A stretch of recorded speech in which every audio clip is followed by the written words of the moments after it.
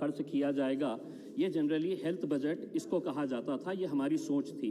लेकिन जब वित्त मंत्री जी ने ये हेल्थ बजट पेश किया तो उन्होंने इस बजट के अंदर जो कंपोनेंट्स डाले हैं, पीने के पानी की स्कीम का जितना भी पैसा है हेल्थ बजट के अंदर डाल दिया, सार्वजनिक स्वच्छता वो हेल्थ बजट के अंदर डाल दिया, और पोषण आहार जैसी स्कीम्स के ऊपर जितना भी पैसा खर्च किया जाने वाला था, इसमें से कुछ स्कीम्स जो रूरल डेवलपमेंट के नाम के ऊपर जानी थी वो आपने हेल्थ के अंदर लेकर आ गए।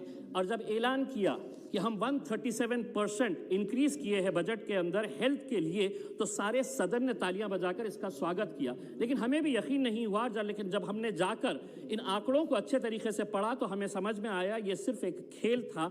137% जो इंक्रीज किया गया है, आप अलग अलग स्कीम्स को इसके अंदर इंक्लूड अगर कर देंगे और ये कहेंगे कि ये हेल्थ का बजट है, नाम क्या दिया गया, पहले ये हुआ करता था हेल्थ एंड फैमिली वेलफेयर, अब इसको दे दिया गया है हेल्थ एंड वेल बीइंग, यानी कि वेल बीइंग के अंदर आपने पानी भी ला लिए, स्वच्छता भी लेकर आ गए और ये दावा कर दिया है कि हेल्थ का। ये हकीकत है, जितने भी मेंबर्स ने बताया है कि जीडीपी का आज हम सिर्फ महज 1%, 1.5% भी नहीं खर्च कर रहे हैं, जबकि हकीकत ये है कि इस मुल्क को 2.5% से 3% अपना जीडीपी का पैसा जो है वो हेल्थ सेक्टर के ऊपर खर्च करने की जरूरत है। मैं मंत्री जी आपसे एक सवाल करना चाहता हूं, आपके ही डिपार्टमेंट की एक रिपोर्ट है, रूरल हेल्थ स्टैटिस्टिक्स की रिपोर्ट है, जिसमें यह बताया गया है कि महज 10% पब्लिक हेल्थ सेंटर्स जितने भी इस देश के अंदर है, महज 10% जो है वो पब्लिक हेल्थ स्टैंडर्ड्स के हिसाब से काम कर रहे हैं, यानी कि 90% पब्लिक हेल्थ सेंटर्स जो है वहां पर डॉक्टर्स नहीं है, वहां पर नर्सिंग स्टाफ नहीं है। ये आप ही की रिपोर्ट बता रही है, और अगर आपकी रिपोर्ट बता रही है और ये सदस्य ये दावा कर रहे हैं कि नहीं बहुत अच्छा काम हुआ है,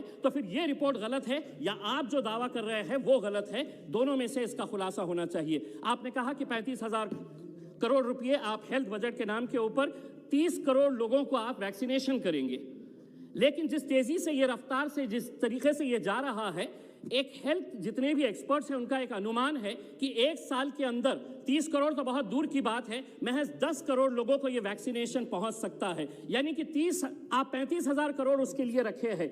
अगर आप 10 करोड़ लोगों तक ही पहुंच सकेंगे एक साल के अंदर, तो इसका मतलब हुआ है कि 10 से 12,000 करोड़ रुपए का खर्च होगा। 35,000 करोड़ रुपए का हिसाब किस तरह से होगा, कैसे खर्च होगा, कहां खर्च होगा, अगर ये आप हमें बताएं तो बहुत बड़ी मेहरबानी होगी।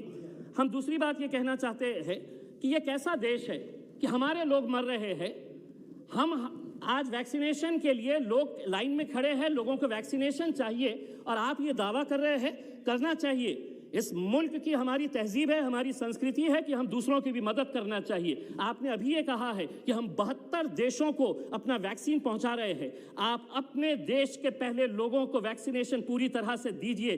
जिस दिन खत्म हो जाएगा एक एक शख्स का वैक्सीनेशन, तब आप पूरी दुनिया के अंदर बांटिए, तब जाकर। लेकिन आज मैडम ये हकीकत है कि आज आप क्यों नहीं, आज हमारे को वैक्सीनेशन चाहिए, हमारे पास नहीं है, लेकिन ये दावा किया जा रहा है कि इतने सारे लोगों को हम वैक्सीनेशन दे रहे हैं। मंत्री जी, मैं आपसे हाथ जोड़कर एक विनती करना चाहूंगा। एक रेयर डिजीजेस जो है वो बहुत बड़ा एक सब्जेक्ट है, बहुत कम लोग इससे प्रभावित होते हैं, लेकिन उनके लिए कोई ऐसी स्कीम नहीं है। एक स्कीम है RAN के जरिए, जिसके अंदर आप वन टाइम 15 लाख रुपए देते हैं। मंत्री जी, मैं अध्यक्ष महोदय जी, मैं आपको भी बोलना चाहता हूं, क्योंकि आप भी एक मां है, आपको मालूम है बच्चों का दर्द क्या होता है। कुछ दिन पहले ऋतुजा नाम की एक 7 साल की बच्ची आई थी। मंत्री जी, उस बच्ची को एक रेयर डिजीज हुआ है, स्किन का एक प्रॉब्लम ऐसा हुआ है कि उसका इलाज ही नहीं है यहाँ पर, उसके पास पैसे ही नहीं है। बाप एक छोटी सी कंपनी के अंदर काम करता है। वो बच्ची जब मास्क लगाकर मेरे दफ्तर के अंदर आई और उन्होंने कहा कि मुझे मदद करिएगा, मेरा इलाज कहीं पर भी नहीं हो रहा है करके, वो बच्ची टुकटुकी लगाकर दूसरे लोगों को देख रही थी कि सब लोग तो अच्छे हैं, मैं क्यों ऐसी हूँ। इसके